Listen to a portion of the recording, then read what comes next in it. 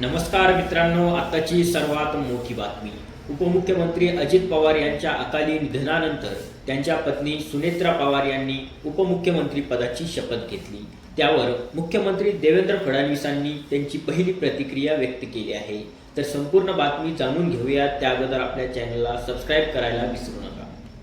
महाराष्ट्राच्या राजकारणात आज एक ऐतिहासिक क्षण घडला. उपमुख्यमंत्री अजित पवार यांच्या अकाली निधनानंतर त्यांच्या पत्नी सुनेत्रा पवार यांनी आज उपमुख्यमंत्री पदाची शपथ घेतली.